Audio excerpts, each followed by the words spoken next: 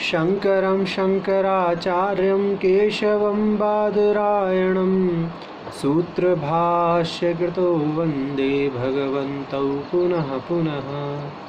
नारायणसमारम्भां श्रीशङ्कराचार्यमध्यमाम् अस्मद्गुरुपर्यन्तां वन्दे गुरुपरम्पराम्। नारायणं नमस्कृत्यो नरं चैव नरोत्तमं देवीं सरस्वतीं व्यासं ततो जयमुदीरयेत्। मूकं करोति वाचालं पङ्गुं लङ्घ्यते गिरिं यत्कृपातमहं वन्दे परमानन्दमाधवं। नारायण। विज्ञान भैरव की श्रृंखला में प्रारंभिक 75 धारणाओं का अवलोकन हम कर चुके थे। अब क्रमशः 76वीं धारणा को कहते हैं। 76वीं धारणा में भगवान भैरव ने यह भाव प्रदर्शित किया है कि सभी वृत्तियों में जो चैतन्य है वही स्फुरित हो रहा है। इस दृष्टि से वह धारणा कहते हैं, काम क्रोध लोभ मोह मद मात्सर्य गोचरे बुद्धिं निस्तिमितां कृत्वा तत्तत्त्वम् अवशिष्यते। ये कह रहे हैं भगवान भैरव कि जो अरिषड्वर्ग है, अरिषड्वर्ग माने काम क्रोध लोभ मोह मद मात्सर्य, मात्सर्य माने ईर्ष्या। तो ये जो 6 चीज़ें हैं ये कहाँ उठती हैं? ये मन में वृत्ति के रूप में ही उठती हैं। और जब यह उठें, माने जब काम क्रोध मद लोभ मोह मात्सर्य जब ऐसे भाव आए तो यह सोचना चाहिए कि यह चैतन्य का ही स्फुरण है। तो उस दृष्टि से उनको चैतन्य स्वरूप समझते हुए अपनी बुद्धि के माध्यम से एकाग्रता को प्राप्त साधक कर लेता है। अब इसका जो भाव है वह समझना चाहिए। शिवोपाध्याय जी ने भाष्य में कहा है, कामादि विषये तदेकाग्र्य प्रकर्षात् अपहारित बाह्य विषयाश्लेषम चिदानंदमयत्वम एव जायते इति वृत्त्यांतरम। ये बात है। मतलब इसका जो रहस्य है वो यह है कि जब कामादि आसक्तियां हैं, जो कामादि आसक्तियां हैं, जैसे काम का भाव आया, क्रोध का भाव आया, मद मात्सर्य लोभ, इनके जो भाव उत्पन्न होते हैं या ये वृत्तियां होती हैं, तो उस समय क्या होता है, मनुष्य की जो बुद्धि है वह उन्हीं में स्थिर हो जाती है। माने काम के समय बुद्धि काम में ही स्थिर हो जाती है, क्रोध के समय बुद्धि क्रोध में ही स्थिर हो जाती है। कहते हैं ना कि मुझे इतना गुस्सा आया, मैं सब कुछ भूल गया, गुस्से में सब कुछ भूल गया। तो वह कि इसका अर्थ क्या है? इसका अर्थ है कि गुस्से में ही स्थिर हो गई ना वृत्ति, कहीं और इधर उधर ना वृत्ति गई ना बुद्धि गई, तो दोनों ही चीज़ें वहीं स्थिर हो जाती हैं। तो उस होता क्या है कि बाह्य विषयों से संपर्क छिन्न हो जाता है और एकमात्र उसी वृत्ति में अवस्थिति हो जाती है जीव की। अब यहाँ पर भाष्यकार ये कह रहे हैं कि जो बाह्य विषयों में से हटाकर निरोध करने वाली वृत्ति है, यहाँ एक वृत्ति ऐसी है कि जो बाह्य विषयों से हटा रही है, मतलब बाह्य विषयों का निरोध कर रही है, उस वृत्ति का यहाँ पर चिंतन करो। माने क्रोध नामक वृत्ति तो ठीक है, परंतु वहाँ पर एक कार्य ऐसा भी हो रहा है गुप्त रूप से कि अन्य बाह्य विषयों से आप हट रहे हैं। जो जीव है वह अन्य बाह्य विषयों से हट रहा है, एक ही जगह उसकी जो सारी की सारी चेतना है वो एकाग्रचित हो जा रही है, एकाग्र हो जा रही है। तो उस चीज़ को कह रहे हैं कि बाह्य विषयों में से हटाकर निरोध करने वाली जो वृत्ति है, उस समय जिस समय ये 6 चीज़ें उत्पन्न होती हैं, तो उस वृत्ति पर अपना ध्यान केंद्रित करना है, उस वृत्ति को केंद्र में रखना है जो बाह्य विषयों से हटा रही है। माने क्रोध ने आपको बाह्य विषयों से नहीं उठाया, क्रोध तो आया, क्रोध नामक वृत्ति उत्पन्न हुई, क्रोध नामक वृत्ति उत्पन्न होते ही एक ऐसी गुप्त वृत्ति है जिसका यहाँ पर इन्होंने कहा है कि एक ऐसी गुप्त वृत्ति है जो बाह्य विषयों का निरोध कर देती है। तो उस वृत्ति पर आप ध्यान लगाइए जो बाह्य विषयों का निरोध कर रही है। क्रोध पर ध्यान मत लगाइए, काम पर ध्यान मत लगाइए।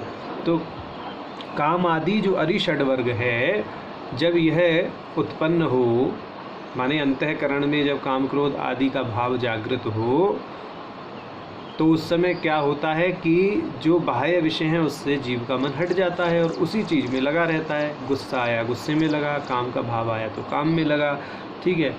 लोभ आया तो उस लोभ में ही कैलकुलेशन करने लगेगा, गणनाएं करने लगेगा, ठीक है। किसी से ईर्ष्या करेगा तो उसी के बारे में सोचता रहेगा, बाकी और चीज़ों से उसका संपर्क टूट गया। तो कह रहे हैं कि यहाँ पर क्या है, एक तो उस कार्य में लगा रही है वृत्ति जो भाव आया, और एक गुप्त वृत्ति है जो अन्य बाह्य विषयों के भावों से संपर्क को तोड़ रही है, उनको नहीं आने दे रही है। तो ये कह रहे हैं कि उस वृत्ति पर ध्यान लगाओ। जब काम आदि उत्पन्न होते हैं तो जो गुप्त वृत्ति बाह्य विषयों को नहीं आने देती, उस वृत्ति पर ध्यान केंद्रित कर लो, तो बाह्य विषय आएंगे ही नहीं, अपना काम बन जाएगा। उससे क्या हो जाएगा कि बुद्धि निस्तिमिताम कृत्वा, बुद्धि उस वृत्ति पर लगा करके जो बाह्य विषयों को नहीं आने दे रही है, तत्तत्वम अवशिष्यते, वह तत्व ही अवशिष्ट बचता है, एकमात्र भैरव तत्व ही अवशिष्ट बचता है। ऐसा यहाँ भगवान भैरव ने भैरवी को उपदेश दिया। आप 77वीं धारणा में कहते हैं कि इंद्रजालम विश्वन्यस्तम वाचित्रकर्मवत् भ्रमद्वाध्यायतः सर्वं पश्यतश्च सुखोद्गमः। ये जो सृष्टि है ये इंद्रजाल के समान है। इंद्रजाल का अर्थ क्या होता है? इंद्रजाल का अर्थ होता है जादू का खेल, उसको इंद्रजाल कहते हैं। आमतौर पर एक पुस्तक भी आती है महा इंद्रजाल, लोग सोचते हैं पता नहीं इंद्रजाल का अर्थ क्या है। तो इंद्रजाल का शाब्दिक अर्थ तो जादू का खेल होता है, उसमें जादू का खेल दिखाने की बहुत सारी युक्तियाँ होती हैं। इंद्रजाल नामक जो पुस्तक आती है, बाज़ार में भी मिलती है। तो ये कह रहे हैं कि इंद्रजालमयम विश्वम न्यस्तम, कि ये जो विश्व है इसको इंद्रजाल के समान समझिए, माने जादू का खेल है। ये वास्तव में नहीं है। जादूगर जैसे अपने हाथ की सफाई से खेल दिखाता है, ऐसे ही यह परमात्मा अपनी स्वतंत्र शक्ति से इस समस्त सृष्टि को सृष्ट करके यहाँ पर चित्र विचित्र कारीगरी करके और जीवों के मन को मोह रहे हैं, ऐसा भाव करना चाहिए। तो ये कह रहे हैं कि ये जो दुनिया है, ये जो सृष्टि है, यह वास्तव में है ही नहीं। और इसमें ये भी ध्यान रखना है कि इस सृष्टि के अंतर्गत जो अपना मन है वह भी सृष्टि के अंतर्गत ही माना जाता है, जो अपना शरीर है वह भी सृष्टि है। यह ध्यान रखना है। इसमें ये नहीं है कि जो है सृष्टि का मतलब यही सोचते रहें कि बाहर सारी चीज़ें। बाहर का अर्थ ये हमारा शरीर भी है, हमारा मन भी, सब सृष्टि है। तो ये कह रहे हैं कि जो माया जाल के समान इस पूरे विश्व को देखना चाहिए। विश्व का अर्थ यहाँ पर सृष्टि है, विश्व का अर्थ यहाँ जागृत अवस्था का अभिमानी नहीं है, ये समझना है। तो इस प्रकार की स्थिति जब हो जाए, माने कि ये जो सृष्टि है, यह सृष्टि विश्व, ये सारा का सारा विश्व जो है ये जादू के खेल के समान है, इंद्रजाल के समान है। जब ऐसी स्थिर बुद्धि हो जाएगी, ऐसा ज्ञान हो जाएगा, तो साधक के चित्त में क्या होगा? अक्षय आनंद, अक्षय सुख का उद्गम हो जाएगा, और वह साधक कहलाएगा सुखोद्गम, माने जिसके हृदय में परम सुख का उद्गम हो चुका है, आनंद का उद्गम हो चुका है, जो साक्षात भैरव स्वरूप हो चुका है। तो कहने का अर्थ ये है कि सारी सृष्टि को इंद्रजाल में देखना है। आमतौर पर होता क्या है कि जब साधक ऐसी धारणा करने बैठते हैं तो सारी सृष्टि को इंद्रजाल के समान तो देखते हैं बाहर के, अपने शरीर को और मन को इंद्रजाल के समान नहीं देखते। वो पता नहीं क्यों ये नहीं समझ पाते कि वह भी तो, ये मन और शरीर भी तो इस सृष्टि का भाग है, उसको भी क्या देखना है? इंद्रजाल के समान ही देखना है। तो तब बात बनती है। जब तक बाहर देखते रहेंगे कंकड़ पत्थर, ईंट, पौधे, पेड़, नदी, जीव जंतु, जानवर और अन्य मनुष्यों को आप सृष्टि समझ के देखते रहेंगे, चलो ठीक है, वो तो देखना ही है वो, पर उससे पूरा काम तो नहीं होगा। काम तो तभी होगा जब अपने शरीर को और अपने मन को भी इंद्रजाल के समान देखें, तब यह भाव आएगा। तो कहने का अर्थ ये है, भगवान भैरव बहुत बारीक बोल रहे हैं भैरवी के समक्ष। जब सुनने वाला उच्च श्रेणी का होता है तो वक्ता को भी बहुत गहरी बातें बोलनी पड़ती हैं। फिर ऊपर ऊपर से जर्नल नॉलेज वाली बातें नहीं बोलता फिर वक्ता। तो यहाँ जब सुनने वाली साक्षात भैरवी हैं, वह स्वयं चेतन की चेतना है, तो अब भगवान भैरव तो उनसे सारगर्भित और गंभीर बातें कहेंगे ही। तो उस दृष्टि से यहाँ पर इन धारणाओं में बहुत बहुत गंभीर रहस्यों का उद्घाटन किया गया है। अब 78वीं धारणा में भगवान भैरव कहते हैं, न चित्तं निक्षिपेत दुखे न सुखे वा परिक्षिपेत भैरवी ज्ञायतां मध्ये किं तत्वम् अवशिष्यते। बहुत सुंदर भावना है। कह रहे हैं कि हे भैरवी, मन को ना तो दुख में जाने दो ना सुख में जाने दो। इन सुख और दुख के बीच में जो चीज़ है वहाँ पर ही वह परम तत्व है, ये कह रहे हैं।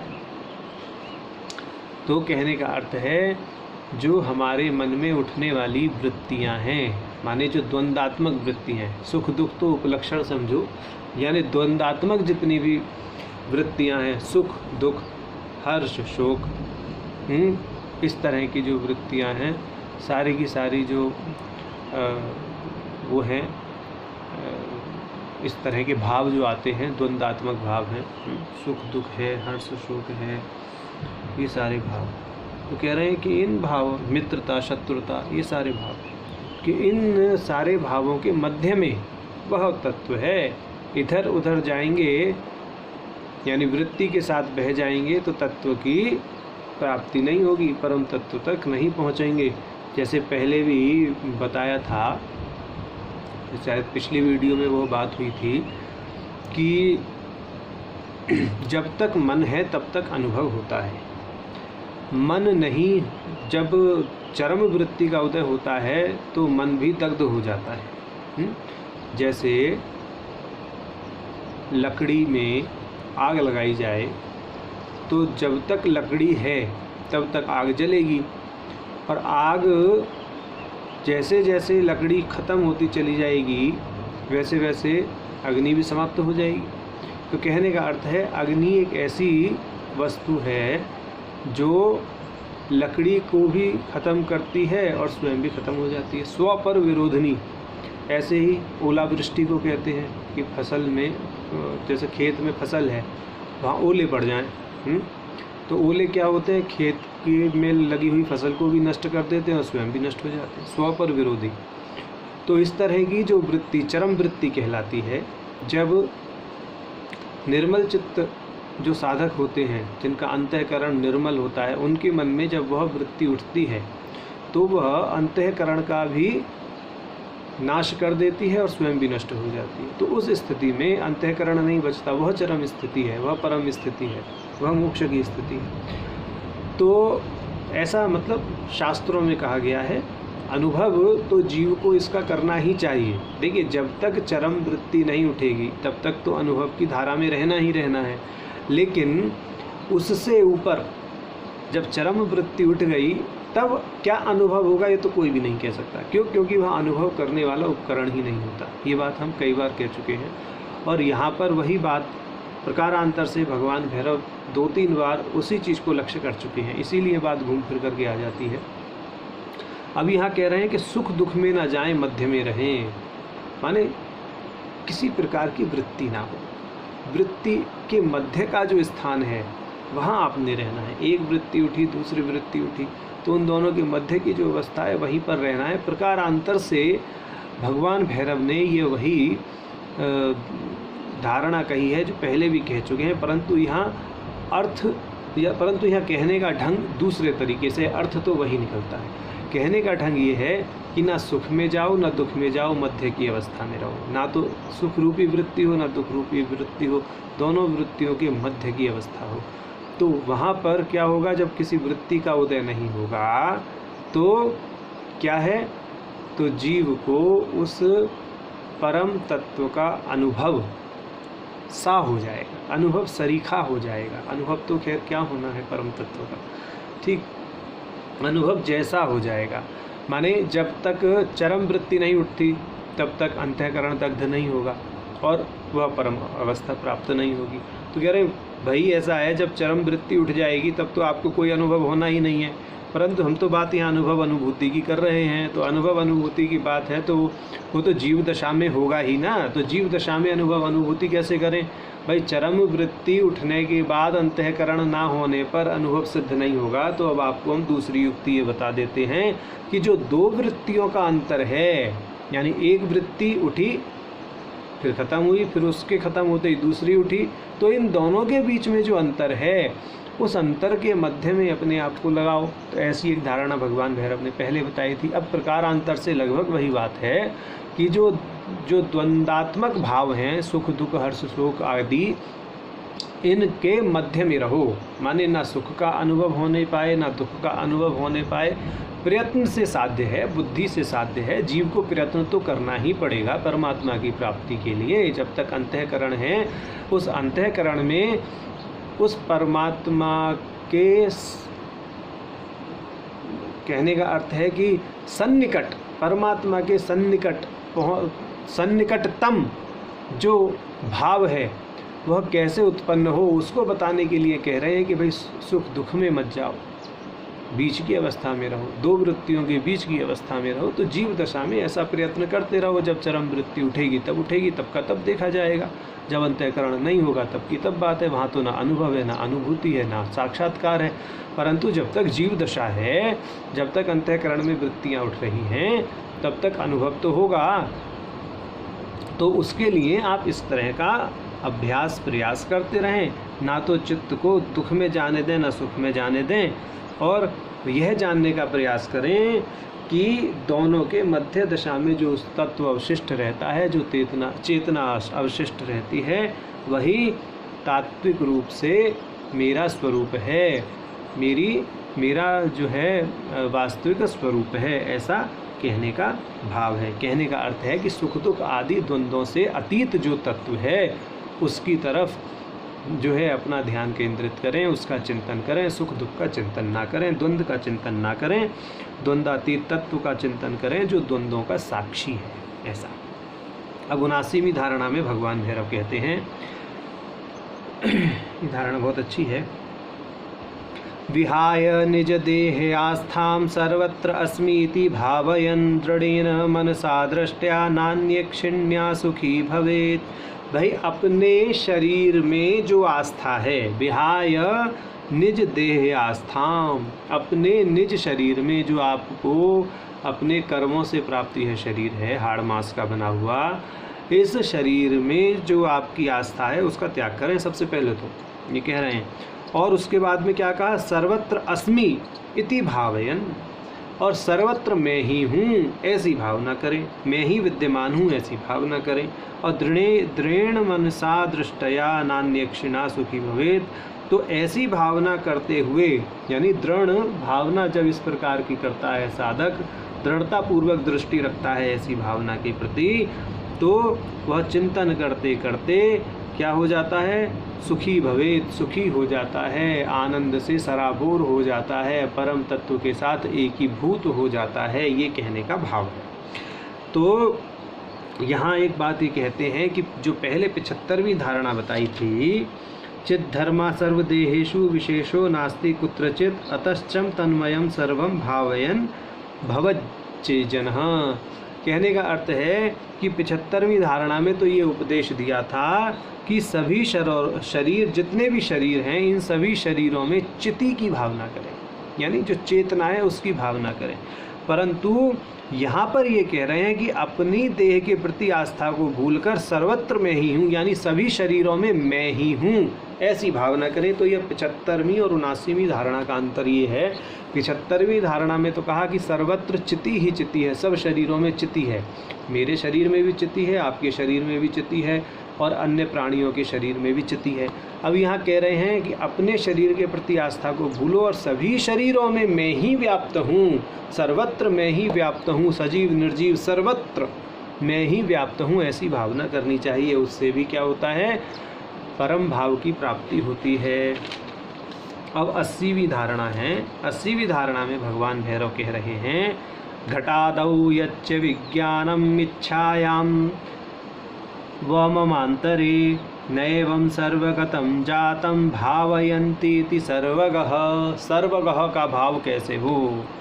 सर्वगः मतलब सर्वगामी, कि मैं सर्वगामी हूँ, इस प्रकार का भाव कैसे हो? उस चैतन्य, उस भैरव का भाव कैसे हो, उसके प्रति जो है एक 80वीं धारणा भगवान भैरव बता रहे हैं। और उस धारणा में भगवान भैरव ये कह रहे हैं कि भाई घट आदि जो विषय हैं, घड़ा है, पेड़ है, पौधा है, कुछ भी है, जो भी हमारे इंद्रियों का विषय बन रहा है, जो भी नेत्र का विषय बन रहा है, जो भी स्वाद का विषय बन रहा है, किसी का भी विषय जो बन रहा है, उस विषय की बात कर रहे हैं।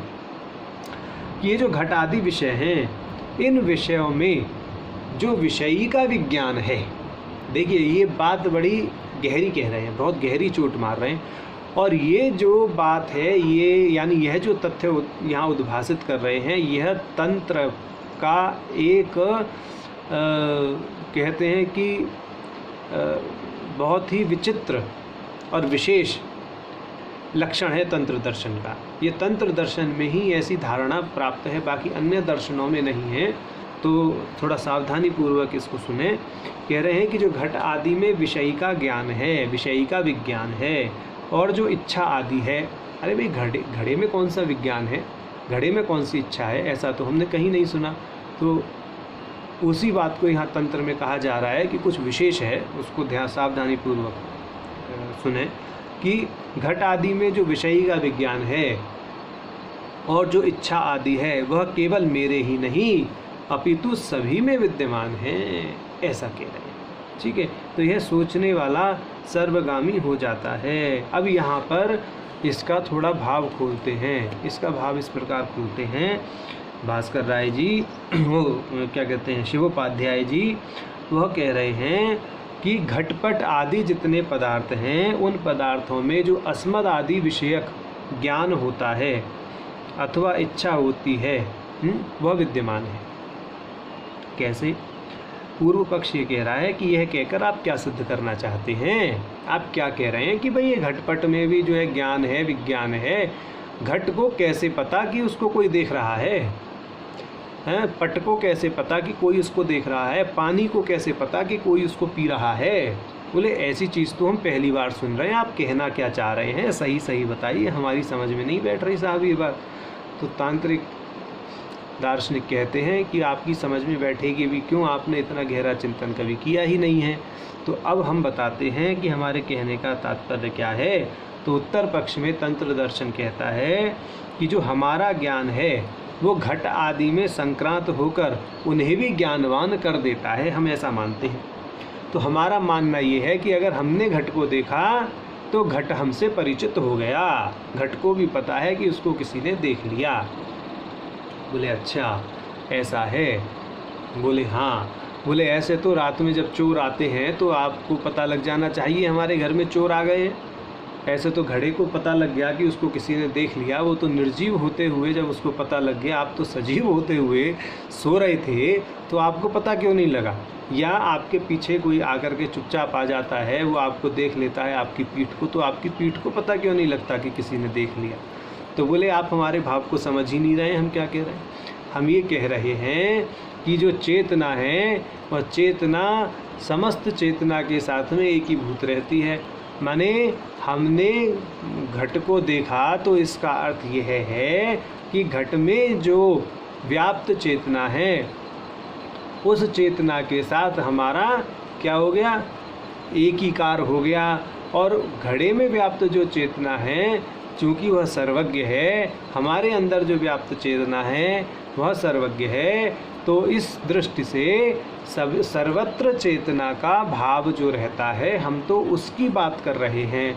हम किसी जीव विशेष में रहने वाले औपाधिक भाव की बात नहीं कर रहे हैं। तो यहाँ पर तांत्रिक जो दार्शनिक हैं वो अपने पक्ष को इस प्रकार से पुष्ट करते हैं। बोले पीठ के पीछे कोई आ जाए तो वह तो जीव में जो औपाधिक जीव भाव है, हो सकता है उसके कारण उसे पता ना पड़े, उसकी अपनी क्षमता है, वो तो स्थूल शरीर में बद्ध है, सूक्ष्म शरीर के माध्यम से वह अनुभव कर रहा है। तो वह उसके अपने अपने शरीर का प्रतिबंध वहाँ हो सकता है, परंतु उसकी चेतना में कोई प्रतिबंध नहीं है।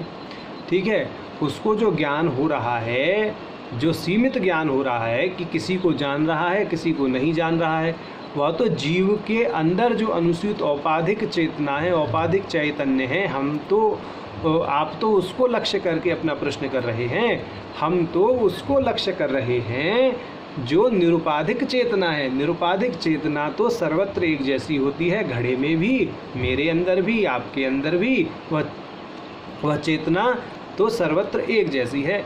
उपाधि की दृष्टि से जो भेद आ गया है ज्ञान में, हम उस भेद की बात ही नहीं कर रहे, उस वाले भेदक ज्ञान की बात ही नहीं कर रहे हैं। हम तो उस चेतना के अंदर अनुस्यूत जो है सार्वभौम ज्ञान की बात कर रहे हैं। तो बोले ठीक है, अब आप अपने कथन को कहिए, हम समझने का प्रयास करते हैं। तो अब यहाँ भगवान भैरव ने जो कहा वो ये कहा कि घट आदि में जो अनुस्यूत परम चेतना है, वह ही सर्वत्र, वो मेरे अंदर नहीं सर्वत्र व्याप्त है। माने घड़े के अंदर भी वही चेतना है, मेरे अंदर भी वही चेतना है, और बाकी अन्य पदार्थों में भी वही चेतना है। इस प्रकार से जो जान लेता है वह सर्वगामी हो जाता है, वह सर्वज्ञ हो जाता है, वह भैरव स्वरूप को प्राप्त कर लेता है। अब ये देखिए, अब इसको प्रकारांतर से और बताते हैं कि तंत्र में जो शिव शक्ति सदाशिव ईश्वर आदि ये जो 25 तत्व हैं, वो ये जो 36 तत्व हैं, इन 36 तत्वों में भी क्या है, इसी प्रकार का क्या रखना चाहिए, अपना भाव रखना चाहिए। माने जैसे घड़े में चेतना, यहाँ तो अभी हमने लौकिक पदार्थों की बात की, तो इससे ऊपर के जो पदार्थ हैं उनमें भी वही भाव रखना चाहिए, सारे 36 के 36 पदार्थों में। तो शिवोपाध्याय जी ने कहा है, उसका हम सरल भाषा में यहाँ पर उल्लेख कर देते हैं कि सदाशिव प्रभृति जैसे तत्व हुए, पर क्रमी कीट पर्यंत अन्य जो पदार्थ हैं उनको अपने से अभिन्न मानना चाहिए, ऐसा है। तो जो भगवान सदाशिव हैं वह तो इन सब पदार्थों को अपने से अभिन्न मानते हैं, तो हमें भी अपने आप को उन सदाशिव से अभिन्न मानना चाहिए। तो ऐसे ही जो सदाशिव हैं वह सभी पदार्थों को अपने से भिन्न मानते हैं, अपने से भिन्न जानते हैं, अपने से भिन्न चाहते हैं। उसी प्रकार वे पदार्थ भी उन परमात्मा को जानते हैं, मानते हैं और चाहते हैं। माने इच्छा ज्ञान क्रिया, यहाँ पे इस प्रकार से तीनों का हमने उपयोग किया है, मानते हैं, जानते हैं, चाहते हैं, इस तरह से इच्छा ज्ञान क्रिया की दृष्टि से।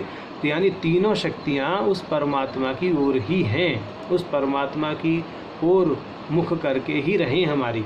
इस प्रकार से कहने का भाव है कि सर्वत्र जितने भी पदार्थ व्याप्त हैं वह परमात्मा से भी परिचित है, परमात्मा उनसे भी परिचित है, ऐसा भाव है। ठीक है।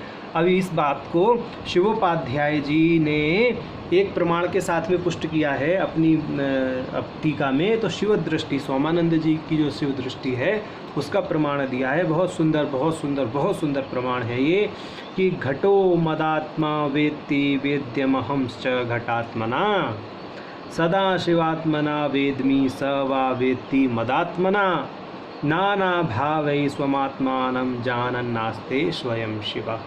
वाह, बहुत बहुत सुंदर अच्छा भाव है ये कि घट मुझे मेरी आत्मा के रूप में जानता है और मैं घट को घटात्मा के रूप में जानता हूँ। मैं सदाशिव को सदाशिव आत्मा के रूप में जानता हूँ। इसी प्रकार नाना भावनाओं से आत्मा आत्मा को जानता हुआ स्थित है। वही परम चेतना सबसे परिचित है और जितने भी भाव अभाव पदार्थ हैं वह सब परम चेतना से परिचित है। परम चेतना से अपरिचित कोई नहीं है, ये निश्चित है। क्योंकि हमें चाहे अज्ञानवश यह भले ही भ्रांति हो गई हो कि हम परमात्मा नहीं हैं, परंतु मैं हूँ, ऐसी भ्रांति, इस चीज़ को कोई नहीं भूलता कि मैं नहीं हूँ, ऐसा कोई नहीं कहता। तो मैं हूँ, यही तो परम चेतना है। तो सारे भाव कि अब जैसे कुछ भी है, कोई भी पदार्थ है, वह चेतना से भिन्न नहीं है। वह मुझे भी जानता है चेतना के रूप में, मैं उसे भी जानता हूँ चेतना के रूप में। इस प्रकार की स्थिति जब साधक की हो जाती है तो वह भैरव भाव को प्राप्त हो जाता है, भैरव अवस्था में तल्लीन हो जाता है। कहने का यह भाव है। हर हर महादेव, नमो नारायण।